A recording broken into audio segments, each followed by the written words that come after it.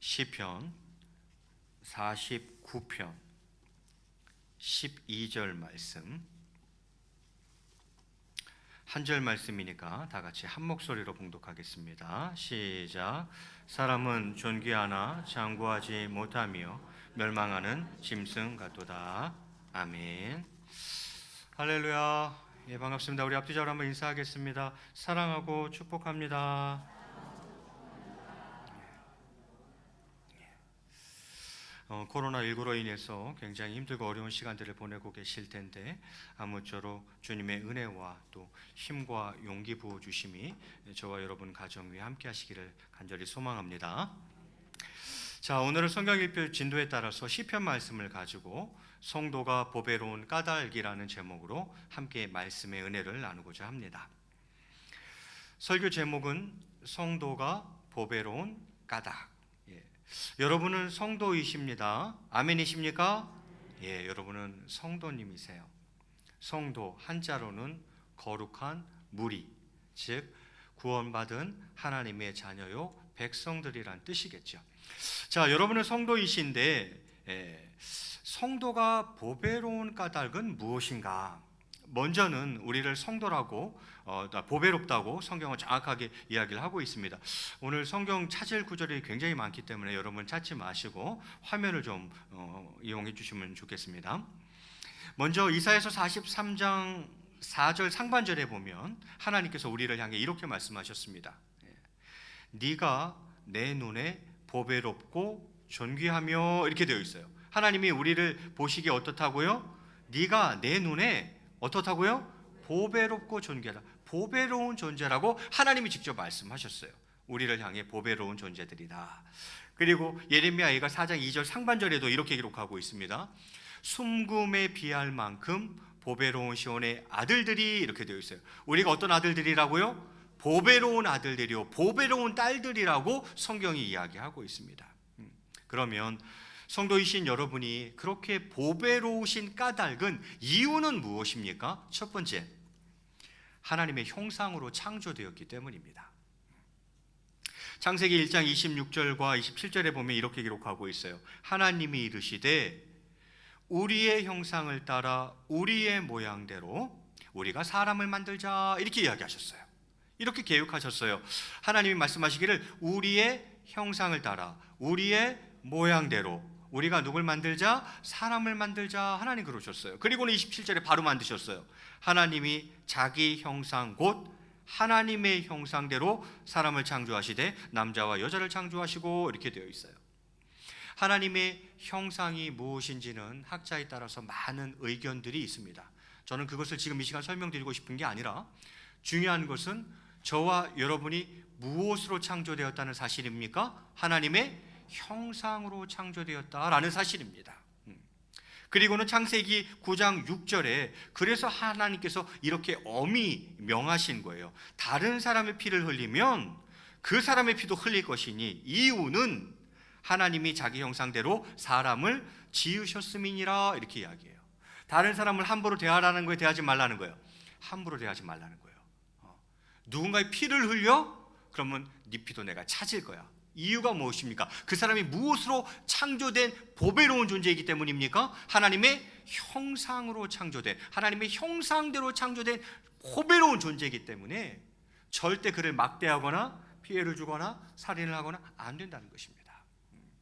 저와 여러분이 보배로운 첫 번째 이유가 있다면 그것은 저와 여러분을 하나님께서 하나님의 형상대로 창조하셨기 때문입니다. 앞뒤 좌우 분들 한번 자세히 얼굴을 뚫어지게 보세요. 보여요. 자세히 보면 보여요. 그냥 설렁설렁 보면 안 보여요. 이 농담이 아니에요. 진짜 보인다니까요. 그 사람 뚫어져 보면 저 사람 속에 있는 하나님의 형상이 보여요. 물론 죄로 인해서 또 사회적 불의나 악에 의해서 그 하나님의 형상이 왜곡되고 손상된 것은 사실이나 뚫어지게 보면 그 사람 속에 하나님의 형상이 있다는 것을 보게 되어집니다. 저와 여러분이 보배로운 첫 번째 이유는 하나님의 형상대로 창조된 존재이기 때문입니다. 두 번째는 주님의 보배로운 피로 사신 존재이기 때문입니다. 주님의 그 보혈, 그 보배로운 피로 여러분을 샀기 때문에 여러분이 무슨 존재가 되는 거라고요? 보배로운 존재가 되는 것이다, 이 말이죠. 그래서 베드로전서 1장 18절과 19절에 이렇게 기록합니다. 너희가 알거니와 너희 조상이 물려준 헛된 행실에서 대속함을 받은 것은, 구원받은 것은 은이나 금같이 없어질 것으로 된 것이 아니요 오직 흠없고 점없는 어린 양 같은, 그 다음 잘 보세요, 그리스도의 보배로운 피로 된 것이니라, 이렇게 이야기해요. 너희가 구원받은 것은 그리스도, 예수 그리스도의 그 보혈, 그 보배로운 피로 너희가 구원받은 것이다. 그리고 고린도전서 6장 20절 상반절에 값으로 산 것이 되었으니, 이렇게 되어 있어요. 저와 여러분이 보배로운 두 번째 이유가 무엇입니까? 그리스도의 그 보배로운 피로 값주고 저와 여러분을 샀기 때문에 우리는 보배로운 존재가 되는 것이다, 이 말이죠. 지불한 값은 그 가치가 되는 것입니다. 경동시장 가서 파를 한 단 샀어요. 1,000원에 한 단 샀어요. 파의 가치는 얼마인 거예요? 1,000원인 거예요. 자동차 영업소에 가서 제일 좋은 외국 외제차 벤츠를 샀어요. 300 시리즈 1억 주고 샀어요. 그 차의 가치는 얼마란 뜻이에요? 1억이란 뜻이에요. 지불한 값은 그 가치를 말하는 거예요. 저와 여러분의 가치는 무엇입니까? 지불한 값을 보면 아는 거죠. 하나님이 어떤 값을 지불하셨습니까? 당신의 하나밖에 없는 아들을 십자가에 죽으시기까지 그 보혈을 흘려서, 그 보배로운 피, 그 보혈로 우리를 값주고 샀다는 것은 우리의 가치가 예수 피 값은 된다는 거죠. 우리의 가치가 예수 그리스도 보혈 가치는 된다는 뜻입니다. 저와 여러분의 보배로운 이유가 무엇입니까? 첫 번째는 하나님의 형상으로 창조됐기 때문에 보배로운 존재예요. 두 번째는 예수님의 그 보배로운 피로 값주고 샀기 때문에 우리는 보배로운 존재다, 이렇게 말씀드릴 수 있겠습니다. 세 번째 이유는 보배로우신 주님이 우리 안에 계시기 때문입니다. 그래서 고린도후서 4장 7절에는 이렇게, 상반절에 이렇게 이야기합니다. 우리가 이 보배를 질그릇에 가졌으니, 이렇게 되어 있어요. 여기서 보배는 예수님을 말하는 거고, 질그릇은 깨어지기 쉬운 연약한 그릇이죠. 우리 육신을 말하는 거예요. 다시, 우리가 이 보배를 질그릇에 가졌으니, 즉 예수 그리스도를, 연약하지만 우리 안에 그 예수 그리스도를 가지고 있기 때문에 그런 말이죠. 그렇기 때문에 저와 여러분이 뭐가 되는 거예요? 보배로운 존재가 되는 거예요. 보여지는 우리의 모습은 질그릇 같을지 모르겠지만 우리가 너무너무 보배롭고 존귀한 이유는 예수 그리스도가, 그 보배로우신 예수 그리스도가 내 안에 있기 때문입니다. 그래서 우리는 졸지에 보배로운 존재가 되는 것이에요. 제가 오래전에 본 영화 중에 이런 영화가 하나 있었어요. 지금 코로나19처럼 전염병에 의해서 인류가 멸망하게 생긴 거예요. 영화예요, 영화. 전염병에 의해서 전 인류가 멸망하게 생긴 건데, 고진 연구 끝에 백신을 개발했어요. 그러면 이제 그 약으로 인해서 인류를 살릴 수 있는 거예요. 그런데 이것을 누가 손을 댈라 그래요? 마피아 쪽에서 손을 댈라 그러는 거예요. 왜? 그 백신만 마피아들 지들이 딱 획득하면 갑부가 되는 거죠. 그거 없으면 다 죽는데, 그럼 그게 우리가 갖고 있으면 우리한테 다 사야 되는데 그 백신을, 그러면 그 깡패 조직이 부자가 되는 거죠. 그래서 그 백신을 노리고 있는 거죠. 그것을 알고 연구원이 그 백신을 보호하려고, 백신을 지키려고 어떻게 합니까? 그 백신을 자기 몸에 주사를 해버려요. 백신을 자기 몸에 주사를 해버린 거예요. 그러면 마피아가 이 사람을 죽일 수 있어요, 없어요? 없죠. 그 사람 죽이면 모두 없어지는 거니까. 백신도 없어지는 거예요. 돈 못 벌어요. 백신 없어지면 돈 못 벌어요. 그럼 이 사람을 죽일 수도 없는 거예요. 보세요. 한갓 연구원에 불과한 사람이 그 인류를 살릴 수 있는 백신이 그 몸 안에 들어가자 그 가치는 어마어마해지는 거죠. 바로 그것입니다. 우리는 질그릇일지 모르겠지만 우리 안에 예수 그리스도가 계심으로 말미암아 우리는 보배롭고 존귀한 존재가 되는 것이다. 그 값을, 그 가치를 따질 수 없을 만큼 존귀하고 보배로운 존재가 되는 것이다, 이 말입니다. 저와 여러분이 그런 존재인 줄 믿으시기 바랍니다. 하나님의 형상으로 창조되었기 때문에, 그 주님의 보배로운 피로 값주고 사셨기 때문에 내 안에 예수 그리스도, 보배이신 예수 그리스도가 있기 때문에 저와 여러분은 보배로운 존재다, 이 말이죠. 그리고는 네 번째, 보배로운 믿음을 가지고 있기 때문입니다. 베드로후서 1장 1절에 보니까 이렇게 되어 있어요. 예수 그리스도의 종이며 사도인 시몬 베드로는 우리 하나님과 구주 예수 그리스도의 의를 힘입어 동일하게 보배로운 믿음을 우리와 함께 받은 자들에게 편지하노라. 보배로운 믿음이라고 이야기하고 있어요. 저와 여러분은 보배로운 믿음을 가지고 있습니다. 누구를 향한 믿음이에요? 하나님에 대한 믿음, 예수님에 대한 믿음, 구원에 대한 믿음, 진리에 대한 믿음을 가지고 있어요. 그 믿음을 성경은 보배로운 믿음이다 이렇게 표현하고 있어요. 그 믿음이 너에게 있느냐? 그러면 너는 보배로운 존재다 이렇게 이야기하는 거죠. 마지막은 무엇입니까? 여러분이 다 알고 계시듯이 그것은 우리가 하나님의 백성이요 하나님의 자녀가 되었기 때문입니다. 그래서 우리는 보배로운 존재가 되는 것이에요. 제가 설교를 준비하면서 성경에 나오는 보배라는 단어를 다 검색해 봤어요. 성경 66권 가운데 보배자 들어간 구절을 다 뽑아봤어요. 그러면서 그 보배라는 키워드를 가지고 정리를 하다 보니까 우리가 보배로운 이유는, 보배로운 까닭은 크게 5가지로 정리가 가능하더구만요. 그 첫 번째는 하나님의 형상으로 창조되었기 때문이요. 두 번째 이유는 보배로운 주님의 피로 산 존재이기 때문이요. 세 번째는 우리 안에 보배로우신 예수 그리스도가 계시기 때문이요. 또는 그 하나님에 대한 예수 그리스도에 대한 보배로운 믿음을 가지고 있기 때문에 우리는 보배로운 존재들이요. 마지막은 우리가 하나님의 거룩한 백성, 하나님의 귀한 자녀가 되었기 때문에 너무너무 보배로운 존재다. 성경은 이렇게 이야기하고 있어요. 먼저 백성이죠. 신명기 26장 18절 상반절에 이렇게 되어 있습니다. 여호와께서도 네게 말씀하신 대로 오늘 너를 그의 보배로운 백성이 되게 하시고, 우리를 무슨 백성 되게 하셨다고요? 보배로운 백성 되게 하시고 이렇게 되어 있더라고요. 저와 여러분은 하나님의 백성인 거로 보배로운 존재들이다 이렇게 이야기할 수 있죠. 백성이요? 아니, 거기서 이제 한 걸음 더 나아가서 하나님은 우리를 무엇이라 부르십니까? 자녀라 이렇게 부르십니다. 뭉뚱그려 무리를 향해, 군중을 향해 백성이라고 하는 것이 아니라 꼭 집어 우리를 무엇이라 부르신다고요? 나의 자녀다 이렇게 부르시는 거예요.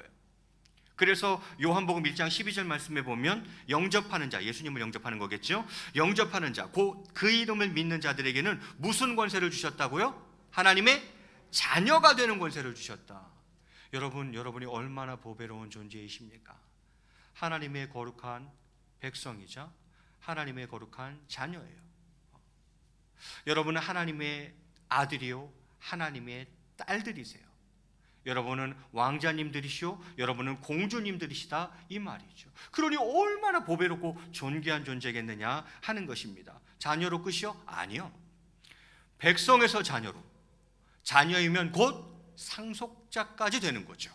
그래서 로마서 8장 16절과 17절에 이렇게 기록하고 있어요. 성령이 친히 우리의 영과 더불어 우리가 하나님의 자녀인 것을 증언하시나니, 먼저는 하나님의 자녀라고 얘기합니다. 하나님의 자녀인 것을 증언하시나니, 그 다음에 자녀이면 또한 뭐죠? 상속자라는 거예요. 상속자, 곧 하나님의 상속자요 그리스도와 함께한 상속자니 이렇게 되어 있어요. 우리가 하나님의 상속자라는 거예요. 그리고 예수님과 함께 우리가 상속을 받는 그런 자가 됐다는 거예요. 이건 어마어마한 거죠. 요즘 제일 부자 누구예요? 이 세상에서 현재 누가 제일 부자예요?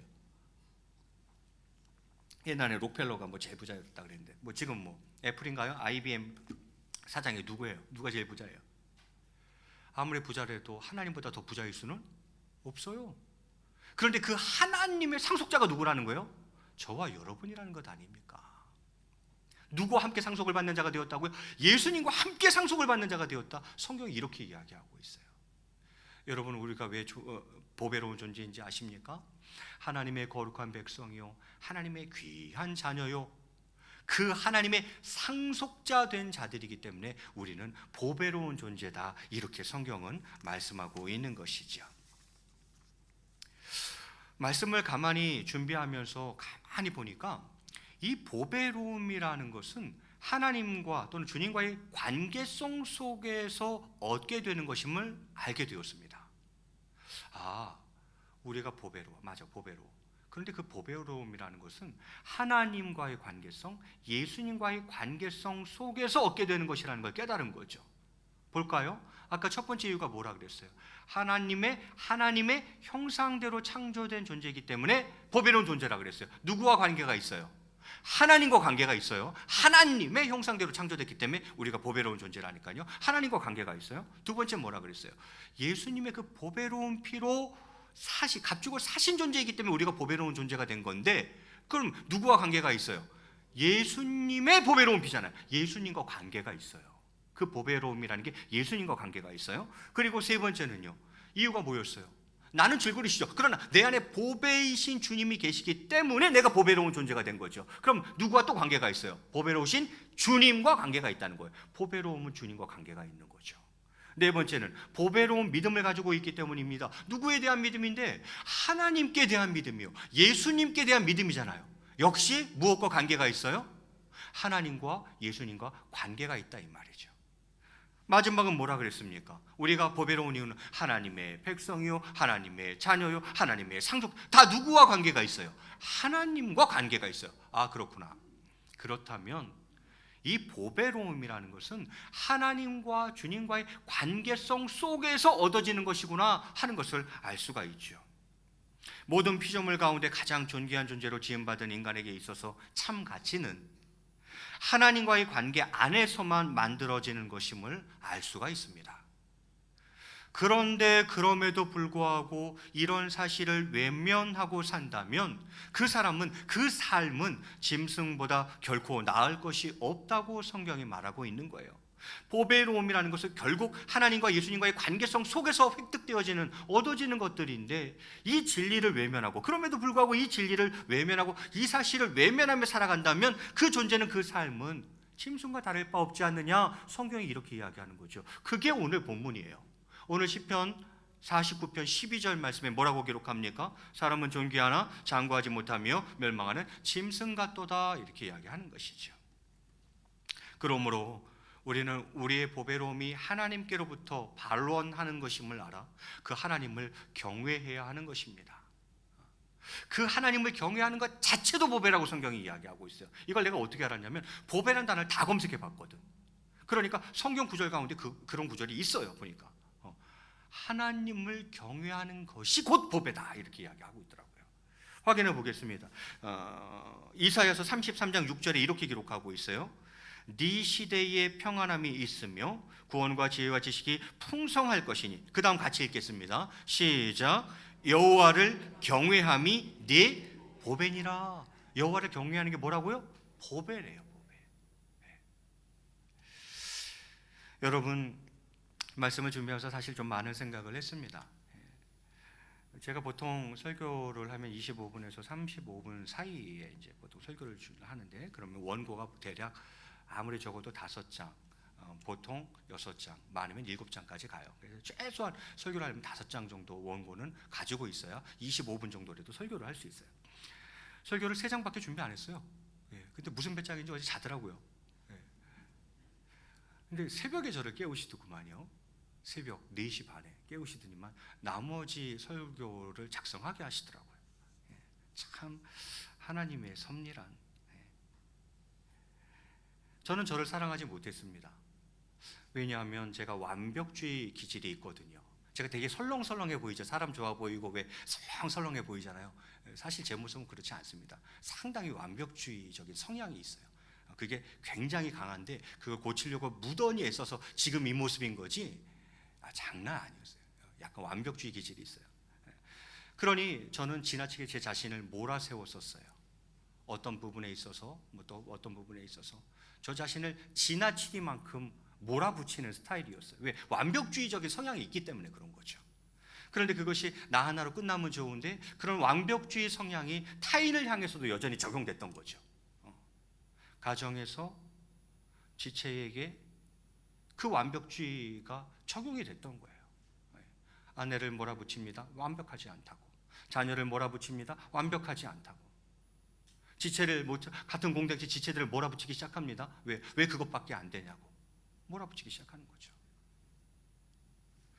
나 자신을 사랑하지 못하는 경우들이 있는 거죠. 왜 그렇습니까? 내가 얼마나 보배로운 존재인지 모르기 때문입니다. 내가 얼마나 존귀한 존재인지 모르기 때문입니다. 그러면서 우리는 자신을 늘 존재가 아닌 소유로 평가하려고 합니다.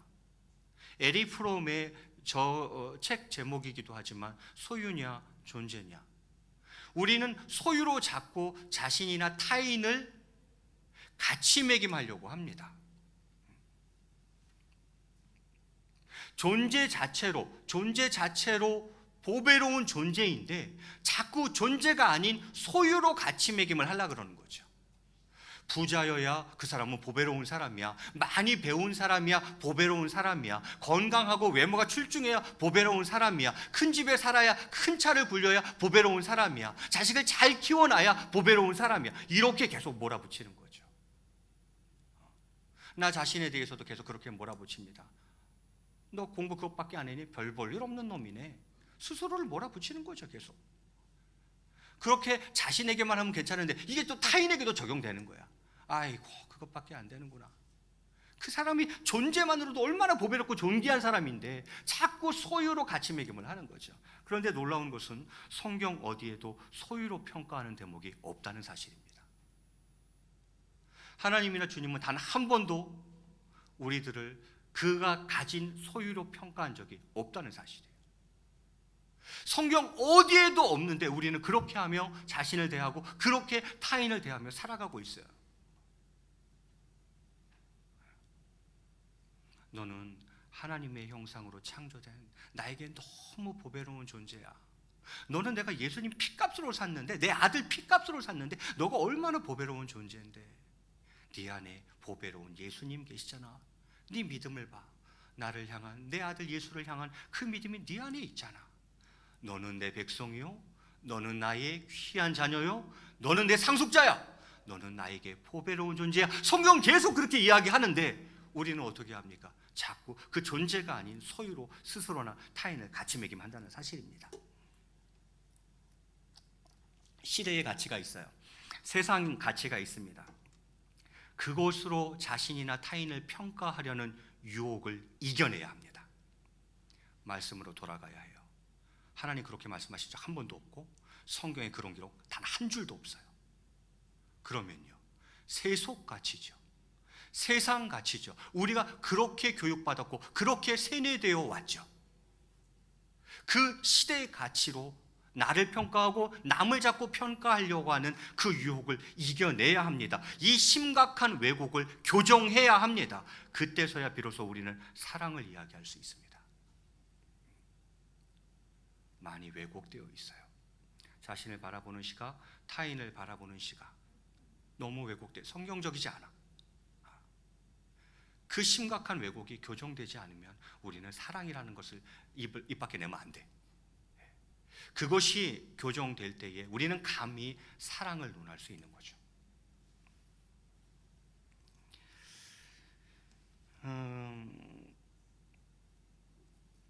자신의 가치를 낮게 평가하고, 인간의 가치를 낮게 평가하고, 또한 타인의 가치를 낮게 평가하는 이 시대 속에서 제가 웬만하면 열 안 받는데 뉴스 보다가 엄청 열을 받았어요. 뭐 때문에 열 받았냐면 아파트 경비원 폭행 사건이 있었어요. 여러분 혹시 아실지 모르겠는데 이유도 말도 안 되는 이유로 거의 죽다시피 아파트 경비원을 했어요. 폭행을 가했어요. 왜 그렇습니까? 어떻게 그런 일이 일어나죠? 에이구, 경비나 하고 앉아있는 주제에 이거 아닙니까? 그 사람을 그 직업으로 평가하고 있는 거 아니에요. 나보다 못한 사람이라고 생각하는 거 아니에요. 그러니 함부로 할 수 있다고 생각하는 거 아니에요. 그러니 서슴없이 폭행이 가능한 거죠. 우리가 살아가는 세대가 이런 세대예요. 제가 너무너무 화가 났어요. 자신의 인간의 가치를 낮게 평가하고 타인의 가치를 낮게 평가하는 이 시대 속에서 서로의 가치가 얼마나 높은지, 서로가 얼마나 보배롭고 존귀한 존재인지를 깨닫고 기억하며 살아가는 저와 여러분이 되었으면 좋겠습니다. 설교를 이렇게 무겁게 할 생각은 전혀 없었는데 또 제 감정에 못 이겨서 설교가 너무 무거워졌어요. 그럴 생각은 없었어요. 여러분, 이 시간 제가 여러분을 축복하며 찬양을 하고 싶어요. 제가 노래를 잘하진 못하지만 그래도 축복을 해드리고 싶어요. 그거는 저 스스로에게 하는 노래일 수도 있고 여러분을 향한 노래일 수도 있어요. 그것은 여러분이 너무 보배롭고 존귀한 분들이라는 거예요. 스스로 그걸 꼭 아셨으면 좋겠어요.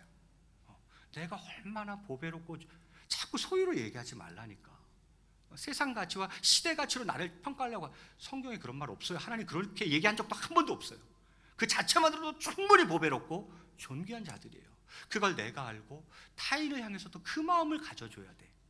그래야 사랑이 가능하거든요. 그래서 제가 이 시간에는 여러분을 축복하고 싶어요. 괜찮으시겠어요? 예, 뭐 좀 삑살이 나더라도 이해해 주시고 제가 한번 여러분을 축복하고 그리고 같이 기도했으면 좋겠습니다. 저만 할 거예요. 따라 부르지도 마세요.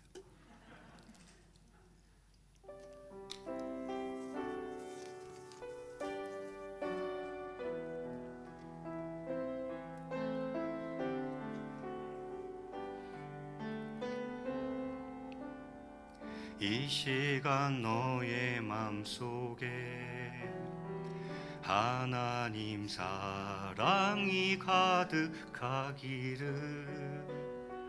진심으로. 제가 이게 감정이 조금 추스려지면 부를 수 있을 것 같은데요. 이게 감정이 추스려지지 않으면 이걸 못 부를 것 같은데 큰일 났네. 이거 제가 꼭 불러드리고 싶은 곡인데 어떡하면 좋지? 큰일 났네. 시간은 충분해요. 마음을 좀 가라앉히고 다시 하겠습니다. 이 시간 너의 맘속에 하나님 사랑이 가득하기를 진심으로 기도해 간절히 소망해 하나님 사랑 가득하기를. 하나님은 너를 사랑해. 얼마나 너를 사랑하시는지. 너를 위해 저 별을 만들고 세상을 만들고 아들을 보냈네. 오래전부터 널 위해 준비된 하나님의 크신 사랑.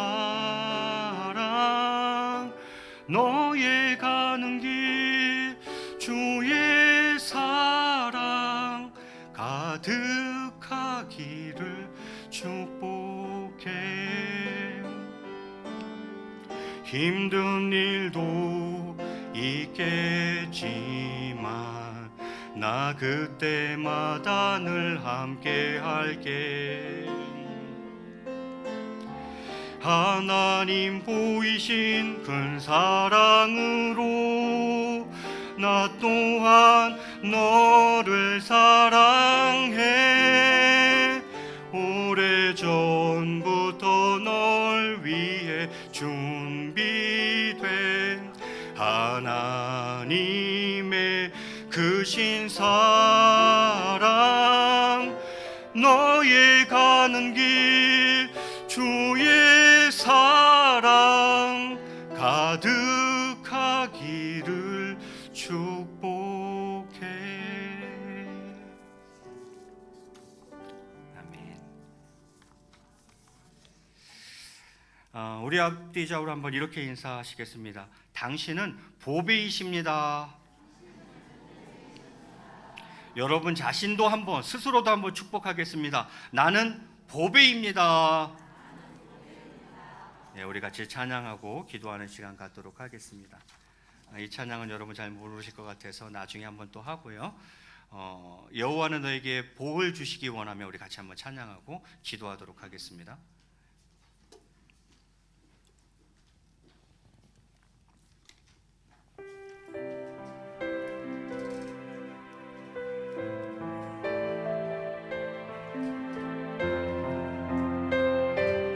여호와는 너에게 복을 주시기를 원하며 여호와는 너에게 복을 주시기를 원하며 너를 지키시기를 원하시며 여호와는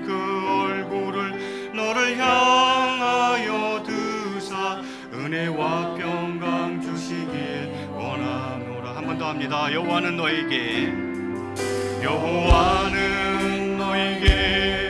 복을 주시기를 원하며 너를 지키시기를 원하시며 여호와는 그 얼굴을 너를 향하여 드사 은혜와 평강 주시길 원하노라. 너를 보배롭고 존귀하게 여기시는 하나님이 내 삶 속에서 이 약속을 진실하게 이루시니 땅이 기름진 것으로 하늘에 신령한 것으로 너를 복주시고 지키신 하나님이 너의 영혼 잘 되도록 은혜 베푸시며 평강으로 인도하시리. 같이 한번 기도하도록 하겠습니다. 저는 이 시간 여러분이 얼마나 보배롭고 존귀한 존재인지를 꼭 깨달으시기를 바랍니다. 여러분의 소유 전혀 상관없습니다. 세상의 가치, 시대 가치 전혀 상관없습니다. 하나님은 오늘 이 시간 여러분을 향해서 말씀하십니다. 너는 내가 내 형상대로 창조한 자야. 너는 내 하나밖에 없는 아들 그 피값으로 내가 널 돈 주고 샀어. 네 안에 예수 그리스도가 있잖아. 나를 향한, 예수를 향한 그 아름다운 보배로운 믿음이 너에게 있잖아. 너는 나의 거룩한 백성이요, 너는 이 세상 누구보다도 귀한 나의 자녀이며 내 나라를 상속할 자야. 너는 보배롭고 존귀한 자야. 오늘 말씀 기억하며 자신을 위해서 기도하시고 그 마음으로 다른 누군가를 또한 바라보며 그렇게 사랑하며 축복하며 살아가는 인생 되게 하여 주옵소서. 주님이라면 크게 부르시고 합심을 기도합니다. 주여.